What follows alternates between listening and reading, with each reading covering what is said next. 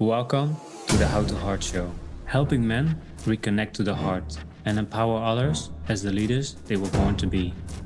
I'm Vincent Hazenboom. My mission is to help you speak your truth, own your authenticity, and step into your power. The world needs the raw and authentic man right now. Join us if you're ready to make a change.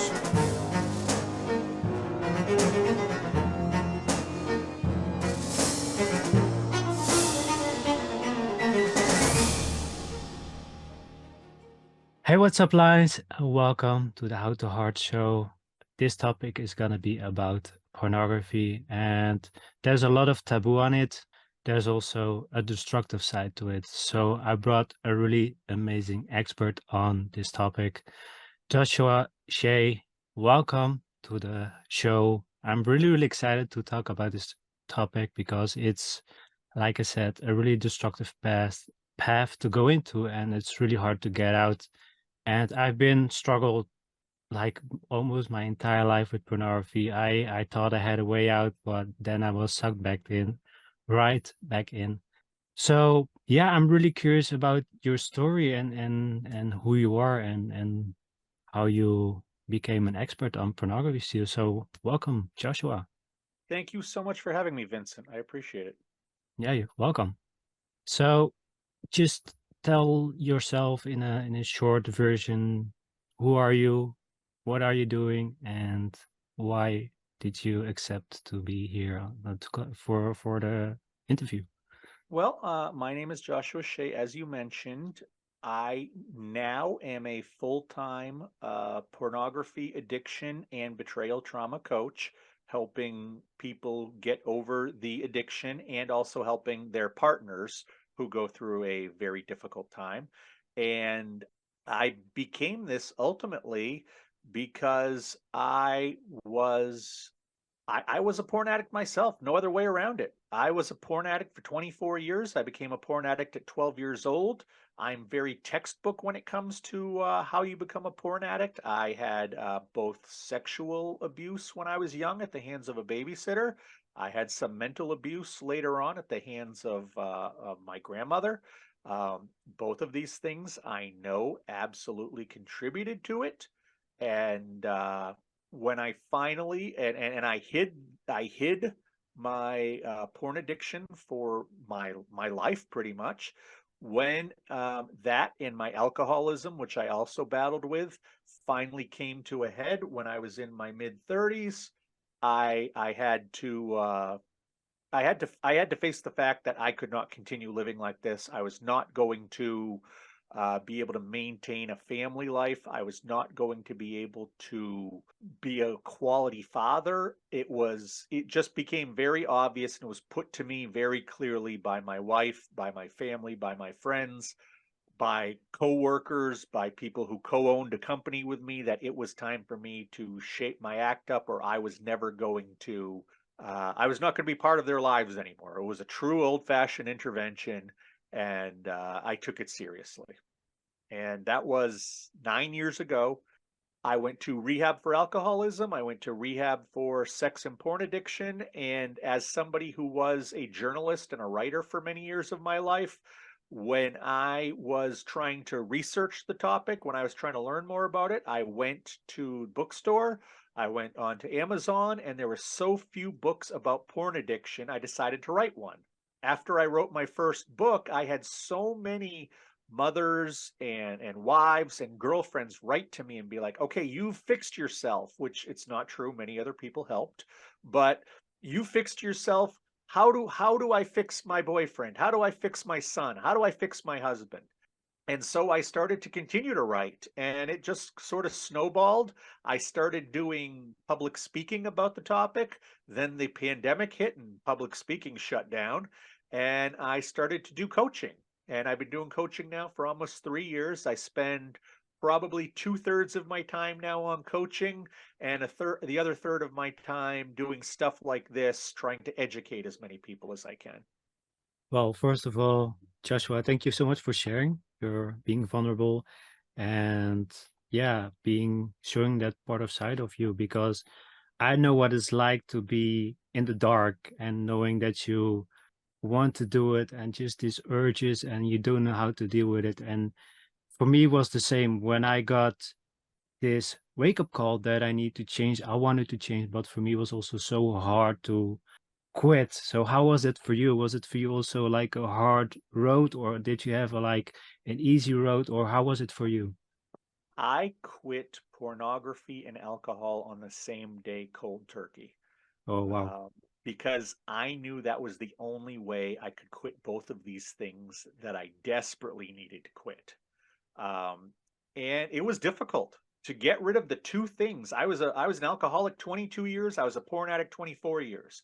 To get rid of these two things that had been by my side, helping me for the next 22 to 24 uh, years, it seemed impossible.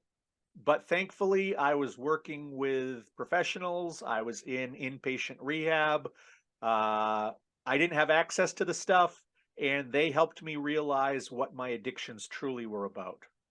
Yeah, and also what's really interesting, I think also for you is it was really connected to traumas for you also to dig and go back to that. Is it for you also that you're like on this journey with professional help that you got back to your traumas? You're like, ah, maybe is that the cause? Because that was for me as well, that I went back to my traumas and there I saw the heart for the pornography. Yeah, it's pornography addiction is I don't want to say weird, but pornography addiction is a different animal. I It, agree. it's unlike to me it's unlike any other addiction out there, and I think that's even true for partners. You know, partners of heroin addicts don't ask themselves, "Am I not pretty enough?" Partners of gambling addicts don't say, "Am I not good enough in bed?" I think that, porn addiction is a super unique thing. Yeah, I agree with that as well. It's like I said, there's a lot of taboo and people think it's normal. It's normal to do it, it's okay. But when you go really deep into it, it's a destructive path. For me, I've been doing it like from a really young age until now, and now I know how to control it. It doesn't sound harmless, but it is. That's why I wanted to bring you on this show to talk about this because I feel it's so important because we just wave to it, we just ignore it, but it's so destructive. So the thing that I want to go deeper on is what do you see in society and how young do you think people start with it? I know in the US, the average boy sees porn for the first time at the age of 11. The average girl sees porn for the first time at 12. Anecdotally, we know that most are going to start watching regularly 13 to 14 years old. We have to recognize that 90% of those people who end up as porn addicts, the seeds are already there before they're 18. This happens when they're Mhm. young. And that's something that we have to, as a worldwide society, expect. What I find interesting about the young people, and also now I see it also they teach on school like pornography, education at a really young age. So the access is more now easier. When I was younger, it was for me I need to watch, like you say, on books, like these magazines Mhm. or on the TV. I didn't have internet back then, and now with the internet, it's so easy. And when they get exposed to it, the brain's like, ah, they get so much dopamine, and then that's the moment they get hooked. So the internet is also a big deal with it. Yes, absolutely. 100%. 100%. Yeah. I can't imagine if I was going to start to be an addict these days. Um, with magazines, you had a certain amount of photos and that was it. With a Yeah. videotape, the thing ended eventually. I would watch scrambled cable channels to I'd watch scrambled cable channels hoping to see things. Hmm. And I couldn't imagine just having access. I mean, we give every 11-year-old kid the greatest porn Yeah. computer that's ever been invented with a smartphone and send them on their way these days. I can't imagine what would have happened to me because I ended up this bad with all the old school ways before the internet started. I can only imagine what would have happened. Yeah, for me, it's also the same. It's so easy now, especially with the smartphones, and it's scary. It's really scary, especially when there's no control over it with the parents, no supervision. And I think also what I for me is also I didn't accept myself as an addict. How was it for you? Was it for you also hard to accept like, okay, I'm a porn addict, I have a porn addiction and I have to get help? Not when it was finally time to do it. When it was finally time to do it, it was almost relieving. I had Uh-huh. hid my porn addiction for so long. Once it finally came out, it almost felt good that I could openly ask for help now. Like, okay, everybody has found out my secret. Please help me. That's the way it was more for me. Interesting. Thank you so much for sharing it because for me, I had a lot of shame behind it and also my acceptance to accept that have an addiction. And once I accepted it, I like you say, there was an opening, like, okay, I know what I am, so now I can do something about it. So I think the Right. first of all is it's really important to say I have this problem and now I can get help. But getting help is usually the hardest part, especially when you're ashamed. So, Yeah. what can you say to the listeners if they feel like shame or they want to get help, what they can do with that? Understand that there are people out there who can help you, coaches, therapists. I don't think people can truly do this on their own if they are an addict. I agree. But keep in mind that the people like me who help people with this, a lot of us have been through it, or just on a professional level, we have heard so much that, you might be the fifth person I talk to today. I'm not going to single you out and be like, oh my God, it's you. It's you. How could you have looked at porn? What's wrong with you? That's not the way it is. It's let's No. sit down and talk about the fact that you may have an addiction. You may have a medical problem. You may have the disease of addiction. And I don't care what you looked at. I probably looked at worse. And Lord knows in all my sessions I've heard plenty worse. There's nothing you can say to me that would offend me, that would shock me, that would make me feel less, that would make me see you as less of a person. I think that people who want to get help need to recognize this. Those of us who are out there ready to help you are not going to judge you, are not going to embarrass you. We understand that's one of the big things that you're worried about. That's really nice said. And for me, what really was interesting, what you said was the partners, like girlfriends, wives, mothers, like, help, I need help for my son.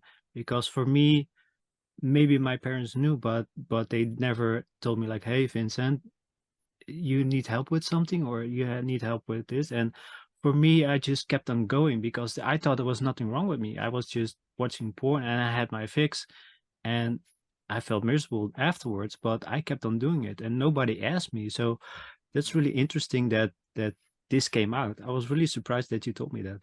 Yeah, what's funny is I would say that my story is probably reflected in about a third of my clients. Oh, that's a lot. There's a lot more than I thought were out there who Yeah, have the same kind of mindset. that is a lot. And is it like from the age, or is it really the it depends on who it is, right? Like if it's a partner that's really like emotional just in himself and just not connecting with his wife, or children that's really exposed to it and doesn't know a way out, and the mother sees it and then they looking for answers. Yeah, I mean that's quite often it's that a male gets caught by his wife or his girlfriend Hmm. and he doesn't even truly recognize he's an addict at that point. Sometimes they deny it, and sometimes that means that that relationships gets blown up. And sometimes, like I said with me, there is peace that's like, oh, thank God, now I can fix this. Please help me. And those are the ones where the relationships tend to stay together mainly. Yeah, the thing is also for me, I try to speak from the heart as much as I can. And I've been in a rough relationship, and I wasn't honest with her. We didn't have any problems with pornography, but I can feel myself if I was in a relationship with my addiction and I didn't talk with her or him about it, then there's so much conflict, there's so much problem. So it's so important to be open about it and not be ashamed about it. And I feel like man just doing it because it's an escape. And that was for me. I was an escape to get out of my reality, the pain, the traumas, etc. And for me, it was an escape. And I think that's a lot with video games as well. It's an escape. Pornography is an escape. Drugs, alcohol, it's an escape. So I think that's now, especially with society today, that we're looking for escape. And that's now in our hands.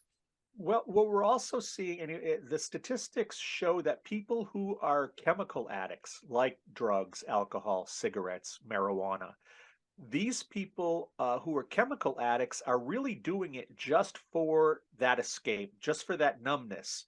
In Hmm. looking at people who are process addicts, and process addictions can be porn, sex, gambling, video games, food.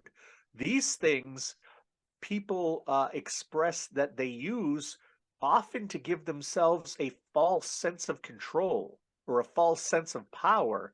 Because when you think about it, if you're sitting in front of the computer screen and or in front of the phone screen, you're going to look at pornography. Well, nobody on that screen is going to say, "Whoa, whoa, no, Vincent, not today. I have a headache." Nobody Yeah. on that screen is going to say, "No, put this down. You're not, I don't like you enough. You're not pretty enough." Nobody on the screen is going to say, "You're late to work," or "You're late to school," or "You didn't take the trash out." Nobody on that screen is going to say anything to you. And on top of that, if you don't like what you're looking at, boom, you hit a button and you see something else. And if you don't like that, boom, you hit a button and you see something else. And with all of the porn that's out there, you can basically see anything you want. Any combination of men and women, any ages, any ethnicities, any body types, you can absolutely see it out there. And when you think about it, that kind of makes you like the sexual master of the universe when you're sitting there in front of a computer looking. And that is a lot of control. It That is a is. lot of power. And I know for myself, when I was an addict, that was definitely part of the reason I watched, because and I could see where in times where my life was more manageable, I didn't watch as much. When times when my life wasn't as manageable, I watched more. And I think that a big piece of it was to give myself the false sense of control in my life. That's a really interesting thing what you say there, because I struggled a lot with control. Control about interaction, control about people, control. Everything was in control. So now when you say this, it's like, oh wow, this is really nice. Yeah, it's not just about numbing. You want to get numb, drink a beer, Yeah, do a exactly. line, smoke some weed. You want control. You can't be screwed up on drugs. You want Hmm. control. You have to be doing something where you can manipulate, where you feel like you're making the decisions. And you can see how that would work with video games. You have to get to the next level. You have to get more points. You have to make your avatar on the screen do certain things. So it's kind of like it's you doing them. A lot of control. Gambling's the same thing, taking your hard earned money and deciding that, oh, I'm going to double this money if it's black. I'm going to lose all my money if it's red. That's a lot of control. And that's what the process addicts are after. Uh-huh. Interesting. This is really interesting. This is really a new eye opener for me as well. To I didn't even look behind that to have the control, because it's true. Because if you see like this woman and this guy, well, gone. Next one. This is too soft. Next one. So you're always in control of what you watch. Yeah. Yeah, Wow. absolutely. And like you said, if okay, well, I want to see somebody who's really fat, hit a button. I want to Yeah. see somebody who's Asian, hit a button. I want to see two girls go at it, hit a button. There's so much out there, you're going to find whatever you want these days. Yeah, it's true. There's so much access. It's really disturbing and really, really scary at the same time, because your ancestors didn't behave like that, and now you have so much power and so much control over it. It's Well, scary. and we're not talking ancestors like 2000 years ago either. You know, my you go back 3 generations. My grandfather or great grandfather probably never saw in their lifetime as much porn as I saw in one day when I was 15 years old. Exactly. But then I saw that the next day and the next day and the next day for years after years after years. I think what that shows is that, in 3 generations, our brains are not going to evolve that quickly to make this No. something that we can tolerate. The technology evolves that quickly, but our little monkey lizard brains are not going to evolve to the point that we can take the barrage of chemicals, the dopamine, the oxytocin, the endorphins. We can't take that barrage that porn gives us. Yes, it feels great at first. Those chemicals feel great. When you're self pleasuring and you finish, that feels great. But after a while, you continue to do this and you develop that need for it without even realizing it. And pretty soon, you've fried most of your dopamine receptors, and you're then looking for some really crazy stuff online to get yourself to be able to finish because the regular stuff won't do it for you anymore because our brains are not equipped to see this much pornography that's going to create this much of a chemical buzz for us. The thing what you explain also, that's a really good way to talk about the dopamine receptors, because we get so much dopamine, not just with the porn, also with food, with gaming, with internet, with social media. So our brain is just getting worn out. But if you use also the pornography and just finish, you're just empty. You're just draining your life force out of your body, because we think like semen is just to make a woman pregnant, but it's your life force, the man. It's the life force inside of us. So when you masturbate and you ejaculate, you're losing that that energy. But Right. also when your brain is just numb and dead, you're not in the mood to do anything. You're gonna feel depressed, you're gonna feel tired. And that's what I've noticed with myself, that I was tired every day and I was wondering why. And then I see a doctor and then they gave me medication. But now I know, because I was just over abuse porn. Yeah. Yeah, and that's the thing. And with the fact that we're not educating in this world about it, we're not talking about it in this world because it's so taboo. We are just it's like sending lambs to the slaughter, giving a kid an iPhone and saying go on your way because realistically, if you can spell man, sex, woman, you can see a man having sex with a woman. Any 8-year Yeah. old can spell that. Yeah. Yeah. It's really sad that children are getting so exposed to it at a early age, and they just, if they got hooked. I hear a lot of stories from people, they watch porn and they just hit like addicted right away, and they just keep struggling over and over and over, and it wasted so many years of their life. And for me, it was the same. I think I was started watching porn when I was 16 until my age 35. Now I'm learning to let it go. But what for me was my struggle was, I felt empty because I was so afraid to talk to women. I was so afraid to connect with them and have sex with them, because I felt like I need to be good in bed. I had performance anxiety and I didn't talk to women. So for me, it was easy to go to pornography.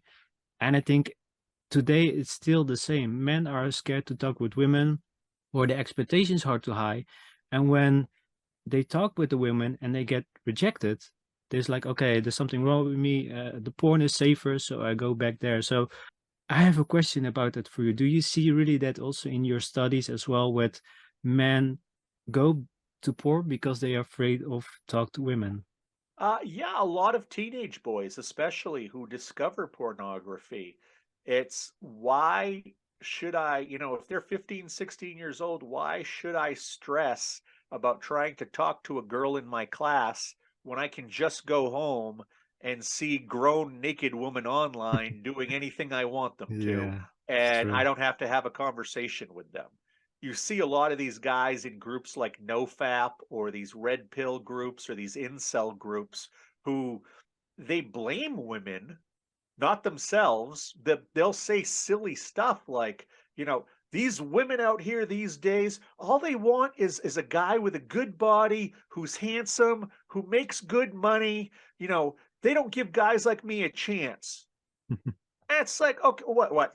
You're complaining that somebody wants somebody who's good looking, has money, and is smart or successful. Go make yourself be that. Exactly.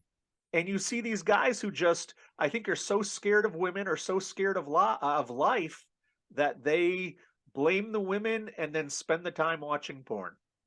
It's also easy, right? Just to say Oh yeah, no, this is it's you give the responsibility away to somebody else. Like, yeah, it's her fault. She needs to change, and I have to do nothing. right. I'm the perfect guy. I don't know. I Exactly. don't know why they're going for good-looking guys who make money. Me, who is average looking and is broke, I'm the catch. Exactly. Yeah. The For me also, my journey is not also with porn, but also with dating coaches, and I've learned a lot. And what I realized was I was stuck in my head. Like what you explained just now. I thought I need to be handsome, I need to have all the money in the world, I need to have a car, all of that. But women act different as men. They're more like emotional and we are more Yep. logic. I was the same. I comb my hair when I went out. I also need to have like this prefer the perfection of my clothes. I need to talk perfect, even though I stutter, I get nervous. And I thought there was something wrong with me. But there's nothing wrong with me. It's my mind. It's my Yes. belief that I have about myself. And I think Yes. there's a lot of men are struggling and stuck with it because they have the wrong set of limitations of their view of the world. And I think there's a lack of education about it as well. Oh, absolutely. Absolutely is that. Well, I mean, it's still the fact that despite the fact that 91% of men who use the internet look at porn once a month, despite the fact that over 60% of women who use the internet look at porn once a month, we still like to pretend as a society that nobody looks at porn and nobody self pleasures and nobody's doing this kind of stuff when the reality is there are far fewer people who don't look at porn than who do these days. And that needs to be out there because maybe if we had this kind of information out there, we could talk about it more fully. We could be adults about it. You know, you and I have been talking half an hour. We haven't got graphic about pornography. We don't need No. to.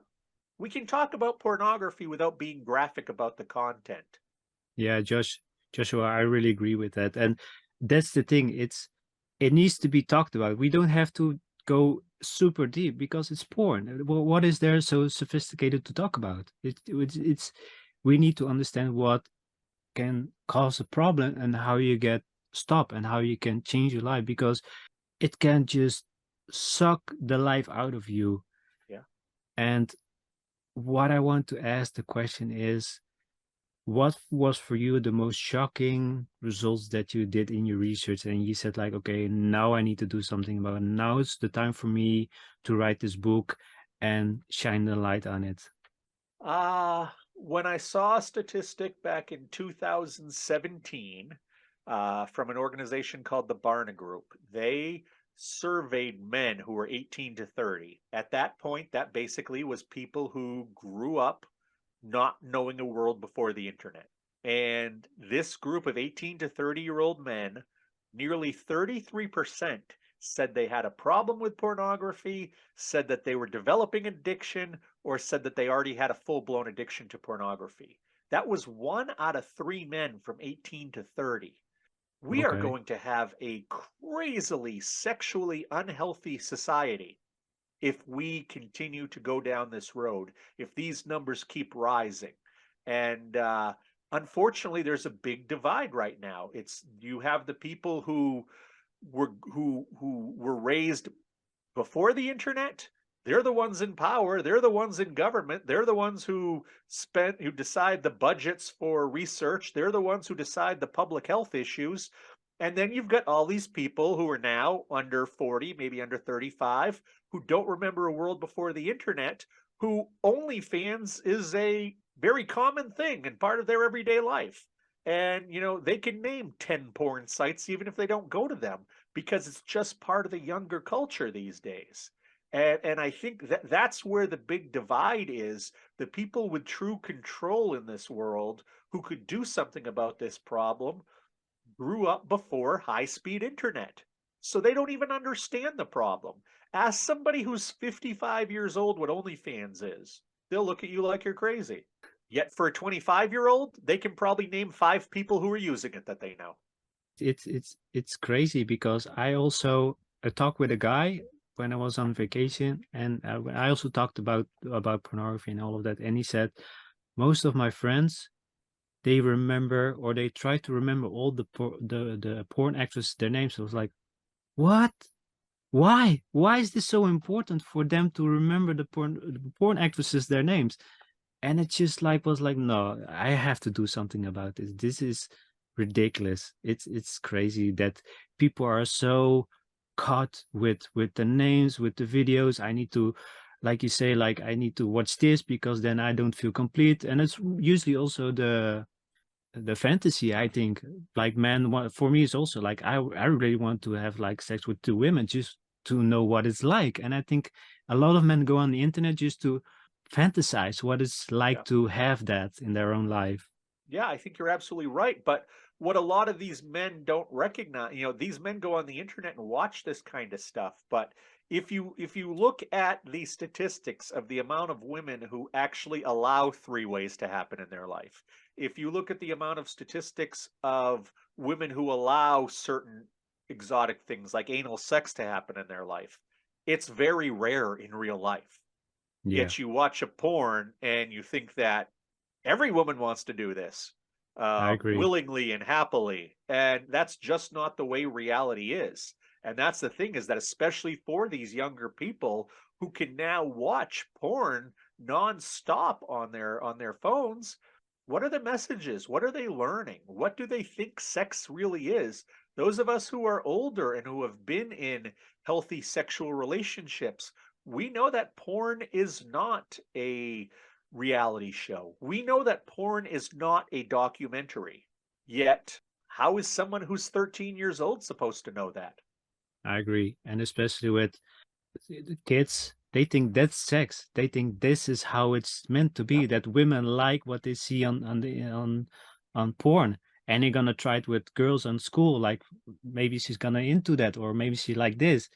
And she doesn't like that, and she's gonna reject him. He's like, oh man, so porn is not what it's supposed to be. Well, then they're gonna look for something else because they have need to get the urges or the dopamine fix. And I had a question, but I forgot. It was really about the pornography and how to get into that. But maybe it's gonna back to me again. But I have a really important question that I want to ask for myself as well, and that is the trauma.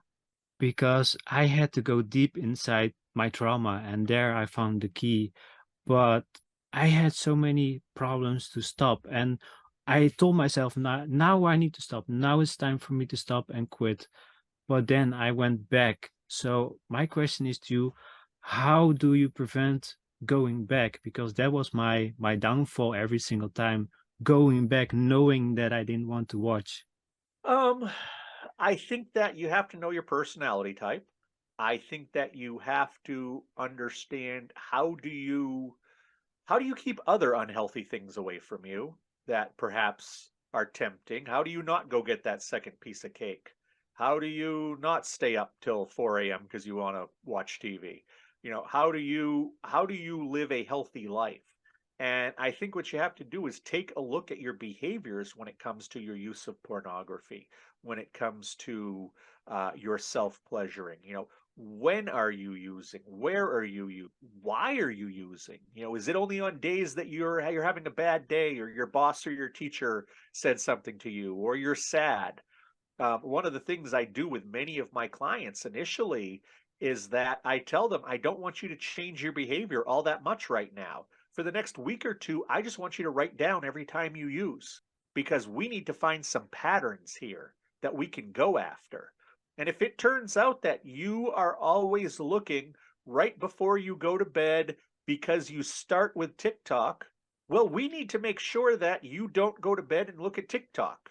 We need to make sure that you leave your phone in the other room, or you don't go to bed until you're ready to pass out completely. It's a matter of knowing your patterns and then being able to change them. I agree.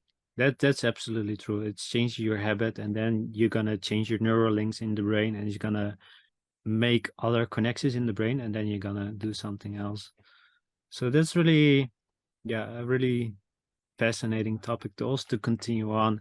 I want to ask you the question with for my listeners, if they're listening, what can they do for them if they notice like, okay, porn is getting out of control. It's getting taking over my life. What can they do for them to take measures in their own hands?